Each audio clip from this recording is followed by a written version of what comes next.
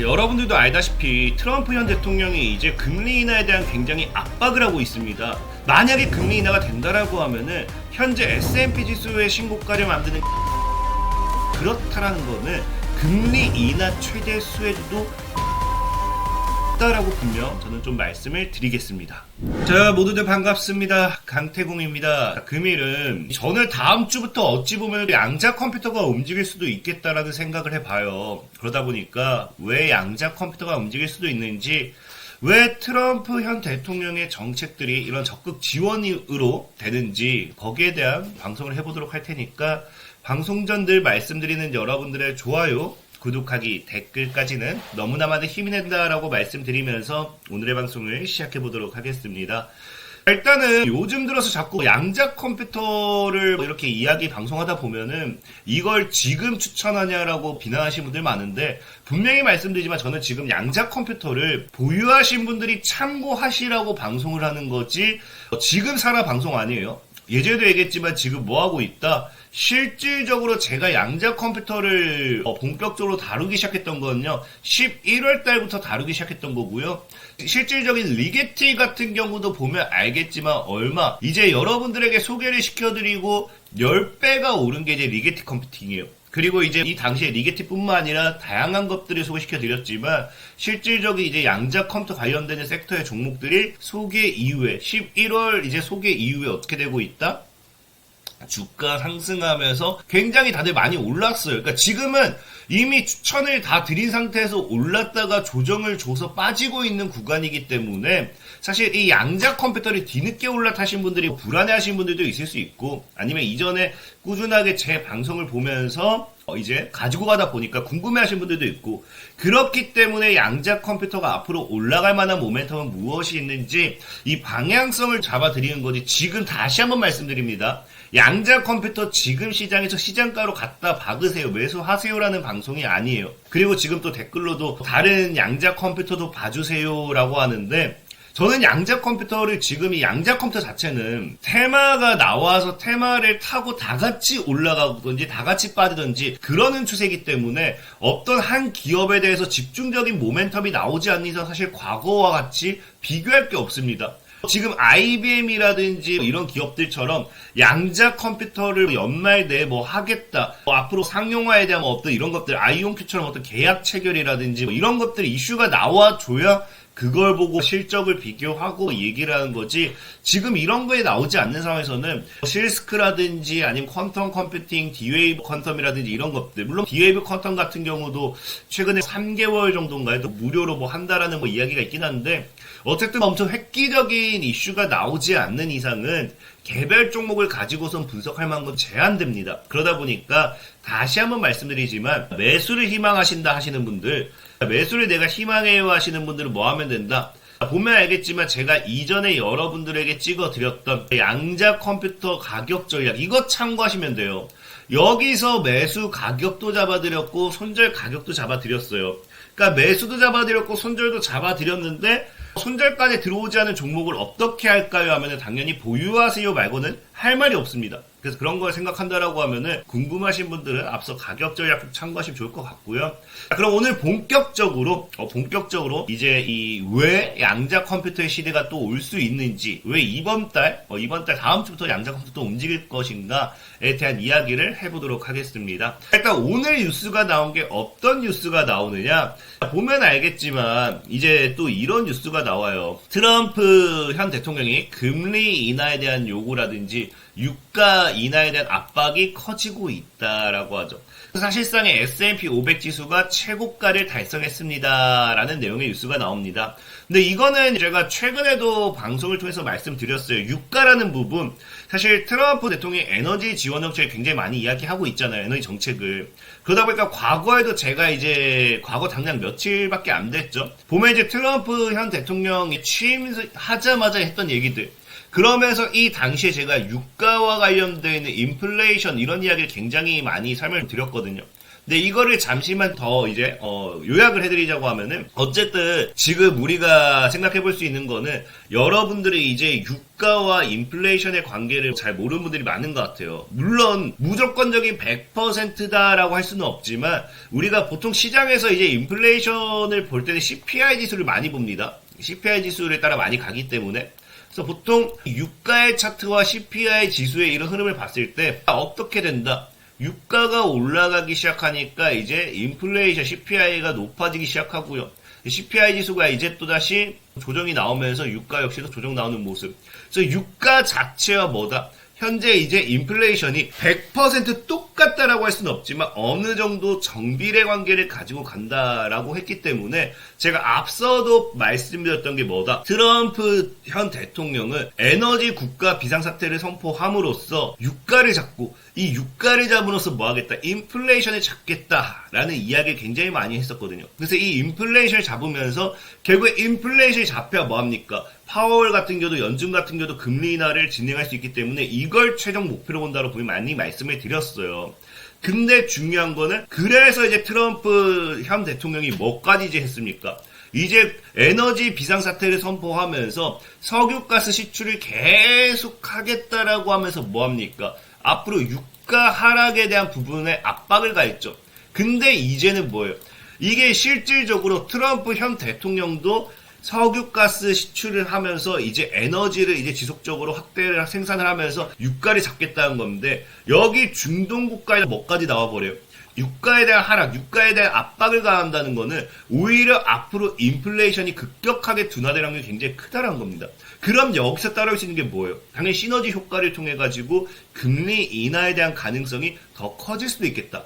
기존에 파월 연준 의장에 대한 이런 발언을 통해 가지고 이번 연도에 2차례 인하, 실질적인 2차례 인하로도 이제 여기서 더 심할 경우에는 금리 인상 가능성까지도 제기됐던 부분이에요. 근데 이 부분도 해소가 될 수 있는 부분이고요. 2차례보다 더 많은 이제 금리 인하가 나와준다라고 하면은 당연히 시장에 호재가 될 수밖에 없겠죠.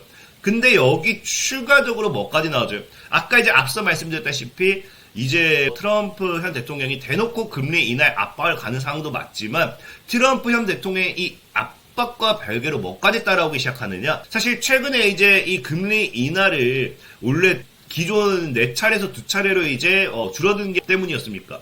이 금리를 인하를 하는 과정에서 보다 보니까 인플레이션도 생각보다 안 잡혔어요. 물론 이게 무조건적으로 안 잡혔다기보다는 생각보다 안 잡혔다라고 보시는 게 좋고, 두 번째는 뭐예요? 이제 인플레이션이 덜 잡혔는데 미국의 경기가 너무 좋다라는 거예요.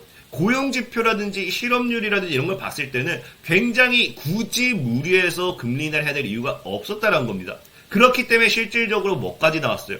가장 큰 증시 하락을 만들었던 게 고용지표 발표 이후에 금리 인하 기대가 완전히 사라졌고요. 여기서 아까 뭐까지 났다고요? 금리 인하 기대가 사라진 거면 다행인데 추가적으로 어쩌면 금리 인상을 할 수도 있겠다라는 가능성까지 제기가 되면서 뭐가 됐다? 증시가 하락 마감했었죠. 근데 지금 시장이 어떤 상황이냐?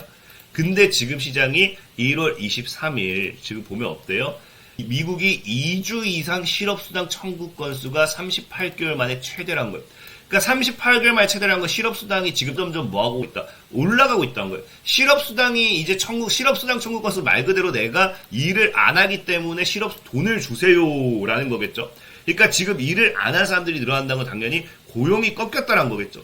그럼 고용이 꺾였다는 건 당연히 이제 미국의 경기가 어찌 보면요, 굳건하지 않을 수도 있다는 거예요. 특히나 여기 플러스로 갖다 타격 박아버린 게 뭐다? 추가적으로 타격까지 나와준 게 이제 미국에 최근에 뭐까지 있어요? LA 산불 200조 원 훌쩍 뛰어넘는 피해액 발생했다. 그래서 지금 이 200조 원에 따른 피해액을 발생했다라고 해서 국가가 전체적으로 책임을 진다기보다는 미국 같은 경우는 주에서 책임을 지는 경우도 많지만 어쨌든 국가가 책임을 지든 주가 책임이 지든 뭐가 된다. 개인이 여기서 피해를 안 보는 건 아니에요. 그러다 보니까 200조에서 10%의 개인의 피해 발생액만 나와도 20조고요. 1% 나와도 2조예요. 그러니까 개인의 피해액을 우리가 무시할 수 없다는 거예요. 그러니까 이게 경기에 있어서 정말로 직격탄이면 직격탄이지 절대적으로 이게 금리 인하에 있어서 저는 오히려 긍정적인 방향으로서 이런 기류가 흐르지 않을까 생각을 해보고 있습니다. 그렇기 때문에 최근에 이제 국채금리 같은 걸 본다 하더라도 어떤 식으로 흘러가느냐?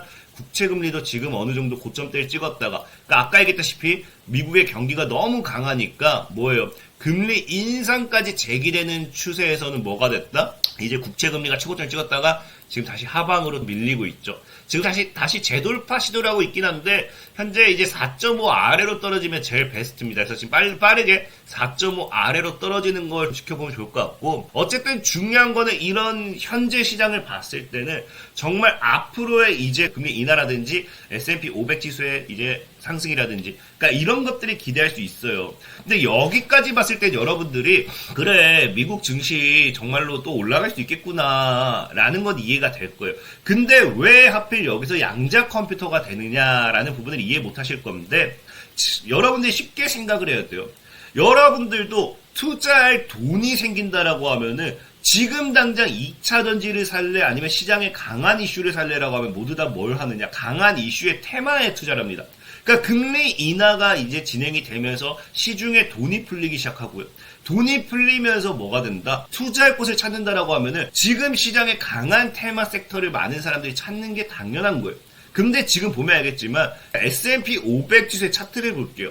현재 신고가 패턴이 나오고, 사실 이제 현재 어제 같은 경우는요, 이 신고가를 만들 때 이제 S&P 지수가 상승하면서 올라간 게 맞긴 해요. 근데 중요한 거는 11월 달에서 이제 12월 달에 넘어가면서 이 당시에 고점을 누가 올려쳤느냐? 누가 만들었습니까? 양자가 만들었어요, 양자. 그리고 지금 신고가 돌파는 금리 인하에 대한 기대감으로 S&P 지수가 상승하면서 올라갔다 치지만 여기서 하락했다가 다시 고점으로 올려쳤던 게 누구예요? 양자란 거예요, 양자. 그럼 여기서 강한 돌파가 나왔을 때는 양자의 테마를 가지고서 올려칠 확률이 굉장히 크다라는 겁니다. 굉장히. 그럼 이제 여러분들도 알다시피 당장에 뭐가 있어요? 당장에 이제 우리가 1월 30일이면은 제가 아까도 앞서겠지만 1월 30일이면은 이제 금리 이제 파월에 이제 FOMC가 있죠. 여기서 어떤 식으로 흐름이 잡히냐에 따라서 정말 앞으로 또 S&P 지수 및 이 양자의 강한 상승이 나와줄 수도 있다라고 보고 있습니다.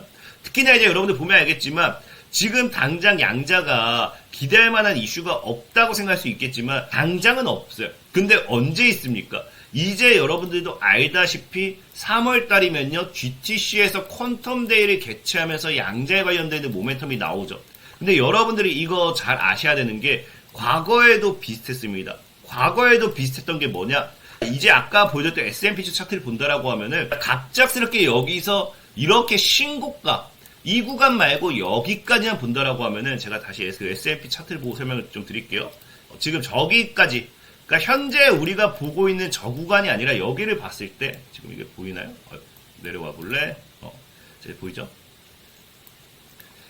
이 당시에도 지금 신고가를 만든 게 누군가를 봐야 돼요. 이 당시에도 이제 12월까지 볼 겁니다. 이 당시에도 지금 여기서 돌파가 나오면서 이렇게 여기서 이제 돌파가 나오면서 신고가를 만들었던 게 양자예요.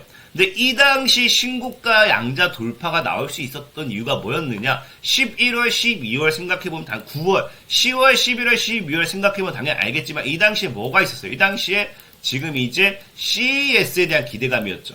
그러니까 CES를 1, 2개월 앞두고 그 기대감으로 양자가 치고 갔어요.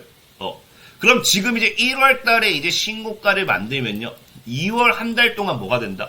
GTC에 대한 기대감으로 2월 한 달 동안 양자가 치고 갈 수도 있겠다라는 거겠죠. 그러면은 그게 언제까지? 3월까지 갈 확률이 굉장히 크다라는 겁니다. 그래서 앞으로 만약에 1월 달에 정말 FOMC에서 어떤 방향성에 따라서 증시의 상방이 나와준다라고 하면은 양자 컴퓨터가 어떤 호재가 있고 없고가 중요한 게 아니라 과거 CES, 과거 이제 S&P 500 지수의 신고가를 양자가 만들면서 CES에 대한 기대감으로만 올라갔던 것처럼 GTC라는 기대감만 가지고서 S&P 500 지수의 신고가 랠리를 만드는 게 양자가 될 확률도 크다라는 거예요. 그래서 그런 관점을 생각해 보시고 투자를 하시라는 거지, 양자 컴퓨터를 지금 무조건적으로 내가 시장가로 갖다 박으세요라는 방송은 아니다라고 다시 한번 말씀드리면서 오늘 방송 마무리하도록 하겠습니다. 자, 지금까지 강태공이었고요. 여러분들의 좋아요, 구독하기, 댓글까지는 너무나 많은 힘이 된다 말씀드리면서 자, 모두들 안녕.